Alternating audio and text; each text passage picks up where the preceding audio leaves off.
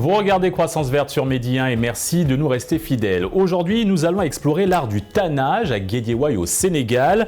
Sur place, cette activité est bien plus qu'un simple métier, c'est un héritage culturel qui a été préservé au fil des générations. En effet, à Guédiawaye, les femmes tanneuses ont su transmettre cet art ancestral, contribuant ainsi à la richesse culturelle de la région. De plus, le tannage joue un rôle essentiel dans l'économie sénégalaise, offrant des emplois et contribuant significativement au PIB du pays. L'équipe de Croissance Verte s'est donc rendue à Guédiawaye pour avoir un aperçu de ce qui se fait de mieux dans ce domaine. Et pour avoir un éclairage approfondi sur l'importance et l'impact du tannage, nous sommes avec monsieur Alassane Diagne, consultant d'éducation et gestion environnementale. Et c'est toujours un plaisir de vous recevoir sur ce plateau.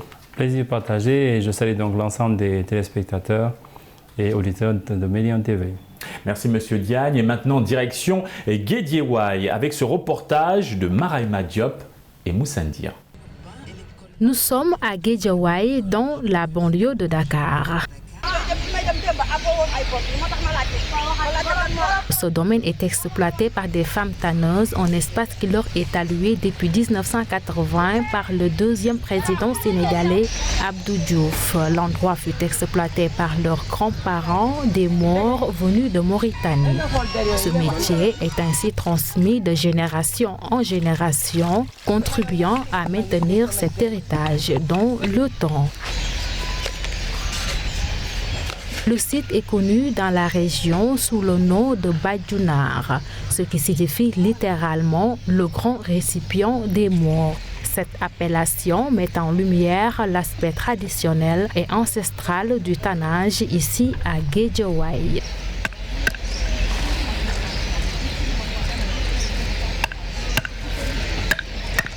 Ce matin, nous avons rendez-vous avec Youma Fall, une femme d'une cinquantaine d'années, à la tête de la coopérative artisanale des femmes tanneuses de la banlieue COPTAG. Dès son arrivée, Youma procède à un petit tour de contrôle pour faire un état des lieux. Mais cette routine est surtout une promenade remplie de souvenirs des moments passés ici durant son enfance. Quelques minutes plus tard, Youma enfile sa tenue de travail et se met à la tâche. C'est un legs que nous avons reçu de nos parents et nous reproduisons leur même technique. Très tôt le matin, nous allons aux abattoirs les plus grands de Dakar pour acheter les peaux d'animaux.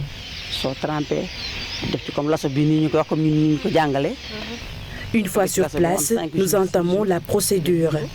Nous trempons les peaux dans la première bassine, ensuite on les met dans la deuxième. On y rajoute une substance dérivée du calcaire. On les laisse pendant 5 jours.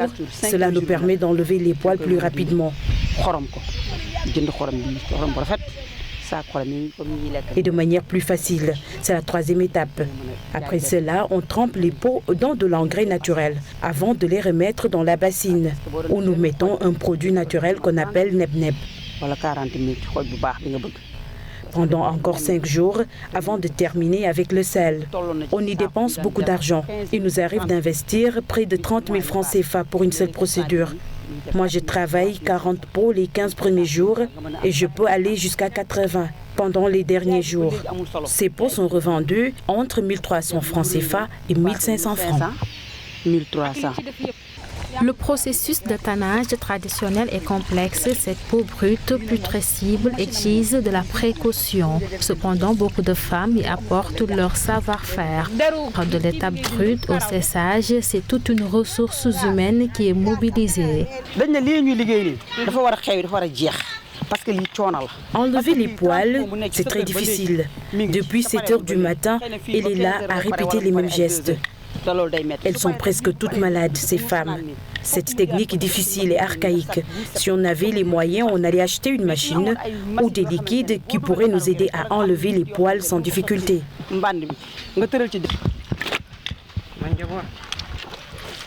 Je travaille pour aider les enfants à subvenir à leurs besoins. Ils ne comptent que sur moi et le tannage est ma seule source de revenus. Je suis obligée de travailler dur, même si je n'ai plus la force. En ce moment, je trempe les peaux une dernière fois pour enlever tout le reste de viande. Quant à moi, je suis chargée du séchage, qui est la partie la plus difficile. Nous fixons les pots au sol étape par étape. Malheureusement, beaucoup de ceux qui faisaient ce travail ont dû arrêter à cause des douleurs lombaires. Nous devons trouver une alternative au tannage traditionnel. L'utilisation du nep-nep, la poudre de gousse d'Acacia nilotica, est très importante dans la dernière étape de transformation, car elle empêche la peau de pourrir. Bintatia, cette mère de famille, pile le nep-nep quand le besoin se fait ressentir pour un gain journalier de 3 000 francs CFA. Il faut d'abord piler les graines jusqu'à obtenir une poudre. C'est un travail qui se fait moyennant quelques francs CFA. Le sac coûte 900 francs CFA. Et je peux piler 3 à 4 sacs par jour. Tout dépend du marché. Je fais ce travail pour subvenir aux besoins de ma famille. C'est pénible, mais je n'ai pas le choix. C'est mieux que tendre la main.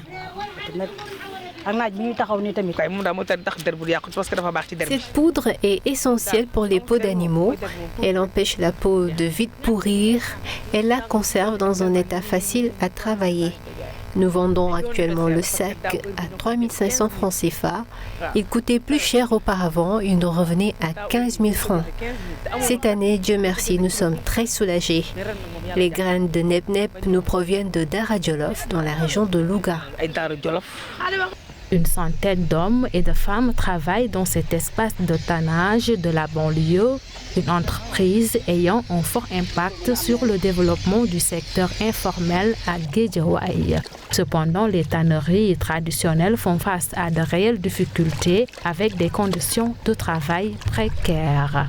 La coopérative COPTAG appelle les autorités à fournir davantage d'accompagnement pour un tannage local de qualité afin de soutenir ce secteur. Beaucoup d'habitants du quartier travaillent ici, aussi comme journaliers. Donc, nous sommes une entreprise que l'État doit aider. Tous ces bâtiments de fortune, nous les avons grâce à des partenaires privés. Nous interpellons l'État alors. Il doit jouer sa partition.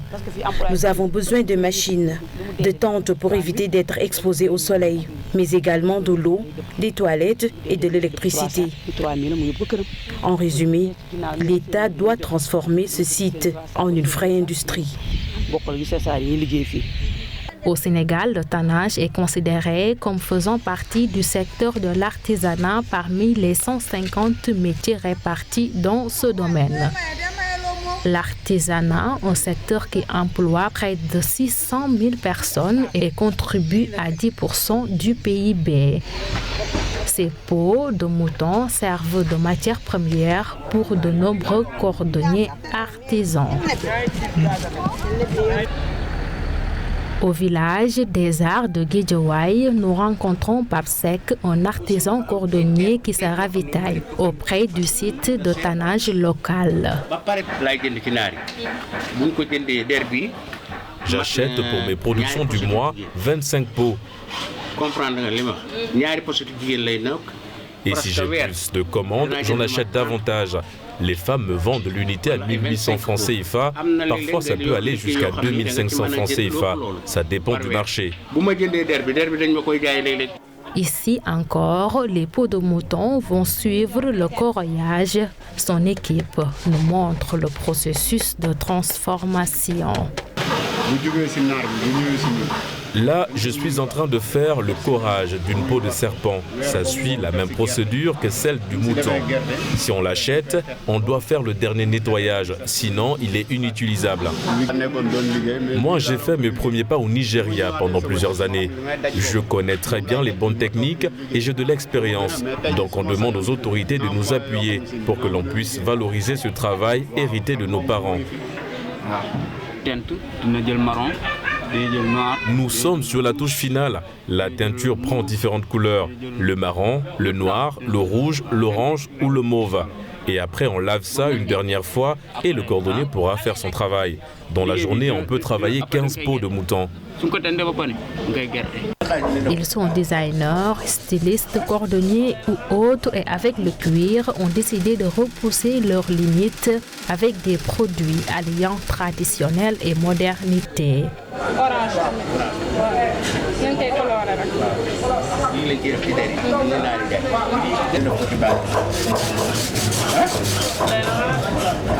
Aujourd'hui, la cordonnerie sénégalaise réalise des produits divers et variés, mocassins, bottines, escarpins, mules. Du tannage aux produits finis, les artisans s'alignent sur la vague du moment, ce qui leur permet de s'ouvrir à d'autres marchés et clientèles. De retour sur le plateau de Croissance Verte et nous sommes avec Alassane Diagne, consultant en éducation et gestion environnementale. Tout d'abord, Monsieur Diagne, que pensez-vous de cette activité de tannage menée par la coopérative des femmes à Guédiawaye? C'est vraiment une activité qui est salutaire et comme dans le reportage, ça fait déjà plus de 20 ans. Et je pense que ce site, comme elles ont dit aussi, donc mériterait à être vraiment aménagé, donc en site industriel. Et ils ont leur connaissance, ils ont le savoir-faire, ils ont l'expérience, l'expertise et tout. Mais je pense qu'on ne devait pas les laisser comme ça, juste comme un site traditionnel ou bien un peu de conservation, je vais dire historique de ces savoir-faire, mais de pouvoir aussi penser à la pénibilité aussi du travail. Je pense quand je vois la dame qui, avec le mortier, est en train donc, de piler donc ces graines de nep-nep, comme on dit en Wolof, je pense qu'une machine, une broyeuse, ferait l'affaire. Donc ça pourrait permettre, ce sont des femmes, donc il y a vraiment sur les conditions de travail donc quelque chose à faire. L'espace leur a été octroyé, ça fait des années, mais on ne peut pas continuer comme ça dans cet archaïsme dans le travail. Nous l'avons vu, le processus est purement traditionnel et artisanal. Ces femmes pratiquent encore le tannage végétal usant de produits naturels dérivés de plantes. Peut-on parler ici de tannage écologique? Oui, c'est un savoir-faire vraiment naturel. Il n'y a pas trop de, je vais dire, un peu de pollution, même dans l'utilisation des produits. Pour la conservation, donc c'est une plante donc naturelle, le sel, donc il y a la chaux, tout cela, mais aujourd'hui il n'y a pas cet impact de pollution. Mais aujourd'hui ils ont aussi un besoin d'eau, il y a cette question de salubrité. Est-ce qu'il n'y a pas aussi donc des problèmes peut-être thermiques avec l'utilisation de ces produits-là? Peut-être ça existe, mais il faut véritablement voir un peu toute la chaîne de valeur et la qualité du travail, la pénibilité, il faut y penser, l'utilisation, les produits utilisés et se mettre véritablement à la page. Et je pense que ces femmes méritent d'être accompagnées, d'être financées. On doit véritablement demander à ce que le ministère de l'élevage, parce qu'ils vont aller acheter les pots au niveau de Grand Forail, donc au niveau de Serras, le grand abattoir. Donc ils achètent là-bas les pots, ils reviennent les traiter. Et je pense qu'il faudrait arriver à faire un aménagement. Travailler sous le soleil aussi, ce qui n'est plus normal. Et tout ça, c'est à considérer. Et au vu de la pénibilité du travail, au final, vendre la peau traitée, 1500, moins de 2000 francs, selon un peu les fluctuations du marché, le travail vaut plus que 1500 francs. Alors comment ou par quels moyens pourrait-on réglementer la production de cuir et la transformation de ces produits par cette pratique qui est le tannage? Je pense que même dans le PSE, il y a au niveau donc il y a une filière peau, donc filière peau et cuir qui est même je pense inscrite. Donc si je me trompe pas. Et cette filière là aussi doit être organisée. Il y avait une certaine quantité, il y a aussi donc la collecte. Par exemple, nous sortons de la fête de Tabaski, il y a beaucoup de peaux de mouton. Donc on a des événements aussi qui sont là, réguliers, comme le Magal, comme le Gamou et tout. Et chaque jour, pratiquement, il y a une certaine quantité de peaux qui sont donc véritablement à récupérer et à traiter. Si ces femmes récupèrent une bonne partie donc, de l'abattoir qui n'est pas loin donc, de Guédiawaye, on devrait véritablement penser à les organiser. Ils ont déjà une bonne méthode, ils sont en coopérative. Ça veut dire qu'ils mettent un peu mutualiser tout le savoir-faire. La dame qui pile donc les graines de nep-nep, les tanneuses, donc, et maintenant jusqu'au cordonnier qui va encore faire un autre traitement pour colorer la peau, le traiter et en faire un produit fini. Donc que ce soit des sacs, des porte-monnaies, des chaussures, des mocassins, tout cela. Donc tout cela, c'est une filière qui est vraiment porteuse. Mais on pense que le manque à gagner, c'est à la source. C'est-à-dire que les femmes qui récupèrent ces peaux, qui doivent les traiter, mais qui vendent à un prix ou qui ne reflètent pas la quantité d'investissement dans le travail qu'ils font. Quel est l'impact du tannage végétal sur l'environnement? Est-il complètement différent du tannage industriel, plus comme classique, avec d'autres produits chimiques? C'est sûr qu'avec des produits chimiques, c'est plus rapide, c'est plus agressif. Mais quand on parle d'un écosystème aussi, c'est-à-dire que ces eaux aussi de ces bassines-là, on devrait trouver un système aussi pour récupérer, retraiter, tout cela. Donc, est-ce qu'il y a aussi un phénomène de pourrissement aussi? Les eaux restent 4-5 jours, les peaux sont dedans. Donc, pendant 4-5 jours, il y a l'eau, il y a les odeurs, donc tout cela. Il y a beaucoup de choses, la putréfaction, donc d'où le nep-nep. Donc, tout cela donc, joue. Ça veut dire qu'il faudrait véritablement qu'il y ait une sorte d'étude l'impact environnemental sur le travail, la pénibilité du travail, la qualité du travail et aussi d'identifier le besoin en logistique matérielle pour suppléer au mortier, donc là-bas, le pilon et le mortier, faire des broyeuses. Pour étaler aussi, on peut avoir aussi donc, des clés de séchage donc pour pouvoir vraiment bien tendre la peau. Parce que ça, on le fait avec donc, des pointes en bois. Mais si on avait par exemple des clés de séchage, on pourrait étendre la peau. La peau pourrait être beaucoup plus détendue et peut-être coûterait plus cher. Donc au moment où le cordonnier va venir s'approvisionner chez ces tanneuses-là. Monsieur Diagne, en quoi le tannage à Guédiawaye contribue-t-il à préserver l'héritage culturel sénégalais et à maintenir les traditions ancestrales vivantes? Oui, je pense qu'aujourd'hui, il y a une conservation qui est là-bas. Il y a une conservation, il y a un savoir-faire qui est là-bas, qui peut être modernisé. Aujourd'hui, glisser vers l'industrialisation peut se faire de façon très réfléchie. C'est-à-dire qu'on garde toujours cette partie écologique. Maintenant, il faut les renforcer parce que le but, c'est de pouvoir produire plus de peau. Mais on peut faire en sorte, parce qu'aujourd'hui, si vous avez un produit, c'est d'une plante végétale, c'est le nep-nep. Ça vient de Dara Djolof, ça ne vient pas de Dakar. C'est une zone, donc dans la zone de Linguère, Louga, c'est une zone qui n'est pas trop verte. Donc ça veut dire que si on pouvait faire quelque chose qui puisse permettre à ce que ces arbres d'où l'on tire donc ces grains, on peut aussi y adosser une sorte de programme aussi pour aussi reboiser, c'est-à-dire replanter aussi pour assurer qu'il y ait toujours un approvisionnement permanent donc, par rapport à ces graines-là. Parce qu'ils ont dit que le sac peut coûter assez cher. Donc ça veut dire qu'il faut créer véritablement toute une chaîne, tout ce qui contribue au traitement et si on veut conserver un peu cette historicité-là, il faut prendre ça en compte. Parce que c'est des ressources naturelles dont on a besoin, c'est des plantes vertes. On a besoin donc d'avoir régulièrement donc, ce nep-nep-là pour éviter le pourrissement. Donc c'est un conservateur, mais il faut véritablement organiser ça. Parce que si, par exemple, le nep-nep venait à manquer, ça va commencer à coûter plus cher. Ils ne pourraient pas traiter la même quantité de peau et ça veut dire qu'ils vont avoir un manque à gagner. Donc il y a une conséquence sur toute la chaîne d'approvisionnement des produits qu'utilisent ces femmes. Donc il y a vraiment une sorte de gestion transversale. Il faut en faire une préoccupation de façon transversale. Pas seulement le ministère de l'Artisanat, il y a le ministère de l'Élevage, il y a le ministère aussi de l'Environnement et de l'Agriculture, pour qu'on ait véritablement une sorte de synergie d'action avec ces 4 ministères-là, en plus des acteurs véritablement terrain, donc, qui sont donc cette coopérative de femmes. Maintenant, quelles sont les opportunités de développement et d'innovation dans le secteur du tannage et comment cela peut-il stimuler la croissance économique du pays? Au bout de la chaîne, vous avez tous ces artisans, ces cordonniers qui font des sacs.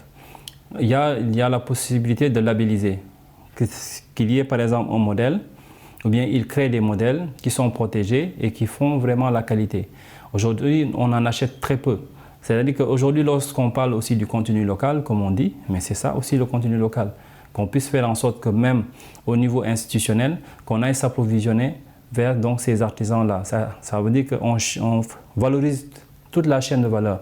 Si vous achetez des mocassins d'une marque X à 25 000, vous achetez les mocassins faits par un artisan sénégalais à 10 000 francs.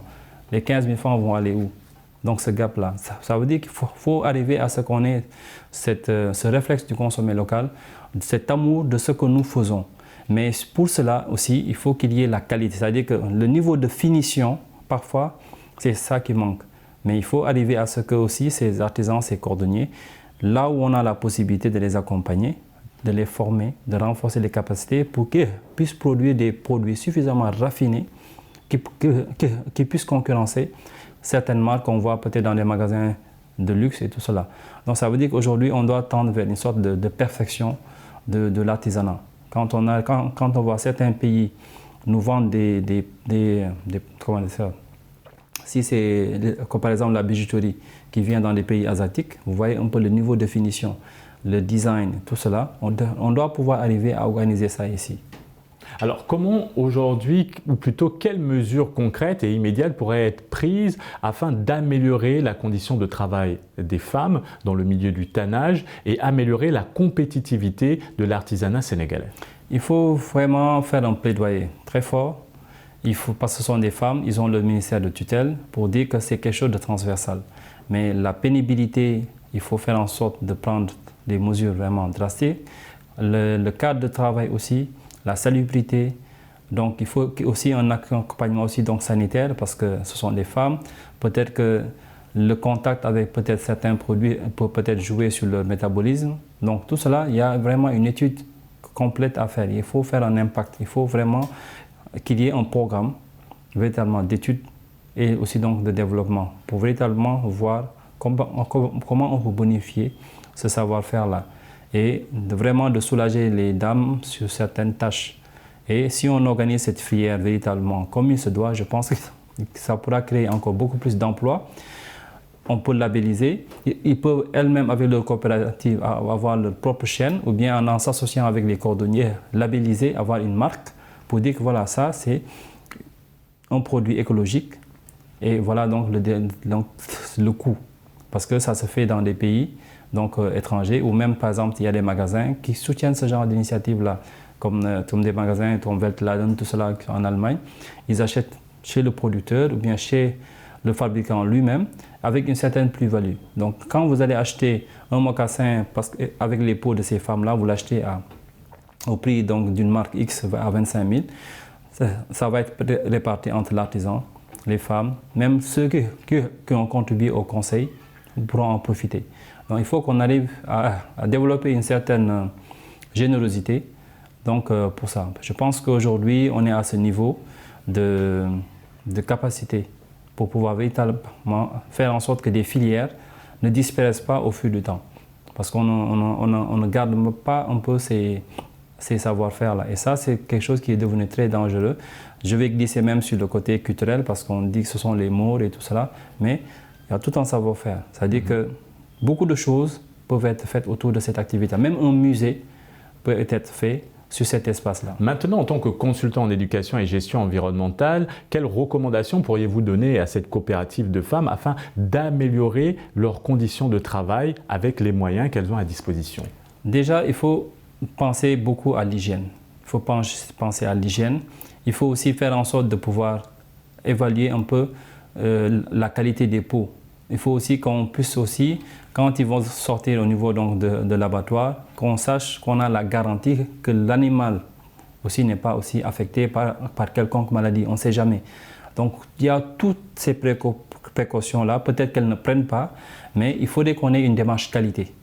Il faut qu'on ait véritablement une démarche qualité qu'on doit développer, que ces femmes-là, il faut les renforcer en capacité pour qu'elles soient aussi à l'abri. Ce travail est très harassant, mais il ne faut pas que ce soit aussi un travail aussi dangereux pour la santé ou bien qui peut être peut-être source de propagation de virus entre l'animal et l'être humain. Merci Monsieur Alassane Diagne pour cet éclairage approfondi autour du tannage végétal à Guédiawaye. Merci beaucoup. Et merci à vous d'avoir suivi cette émission. Excellente suite des programmes sur Média 1.